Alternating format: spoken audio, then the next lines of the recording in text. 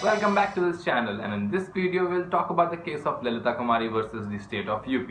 And if you want to check out the case in a descriptive manner, please check out the link in the description. तो इस case के fact शुरू करने से पहले मैं आपसे दो सवाल पूछूंगा।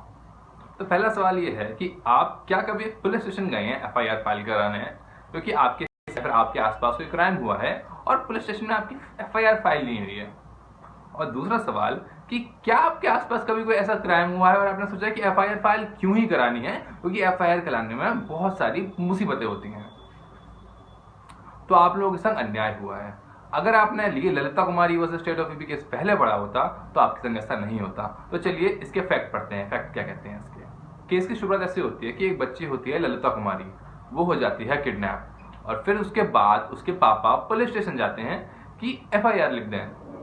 तो पुलिस एफआईआर फाइल नहीं करती है, तो फिर वो प्रोसीजर के थ्रू एसआई के पास जाते हैं और वो उसकी एफआईआर फाइल करते हैं, पर उसके बाद भी पुलिस इस पर कोई भी एक्शन नहीं करती है। तो उसके बाद ललिता कुमारी के फादर सुप्रीम कोर्ट में एक पेटिशन फाइल करते हैं अंडर आर्टिकल 32। सुप्रीम कोर्ट ने इस केस में ये हेल्ड किया कि किसी भी प्रकार की अगर कॉग्निजेबल क्राइम की इंफॉर्मेशन आती है तो आपको वो एफआईआर में डालनी होगी और आपको उसके लिए एक एफआईआर फाइल करनी होगी। अच्छा, आपको ये बात तो पता ही होगी कि पुलिस में अगर आप कोई भी काम कराना है जाके तो आपको सर से लेके पैर तक का जोर लगा देना होता है। तो यही देखते हुए सुप्रीम कोर्ट ने ये कहा कि सेक्शन 154 और section 156 would act an extremely valuable safeguard against the malafide exercise of the police।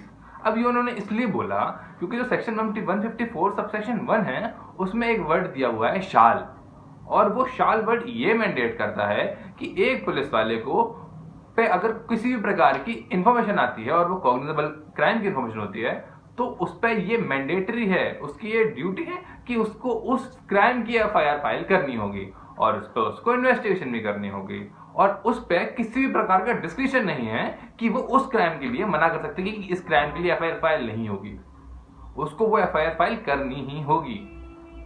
और अगर ललिता कुमारी से पहले ये हुआ होता तो जो ललिता कुमारी के जो फादर थे उनकी एफआईआर फाइल हो जाती।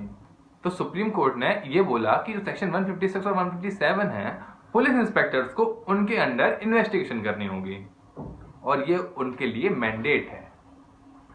तो आइए देखते हैं सुप्रीम कोर्ट ने इसमें दो चीजें बोली कि पहली चीज कि आपको उसके लिए एफआईआर फाइल करनी होगी और दूसरी चीज कि इसकी इन्वेस्टिगेशन मैंडेटरी है। तो इसका मतलब कि अगर कोई भी विक्टिम है तो उसके लिए एक एफआईआर और एक इन्वेस्टिगेशन होगी, जिससे कि अगर क्राइम कमिट हुआ है तो जो विक्टिम है उसको न्याय मिल पाए। I hope you have understood the case.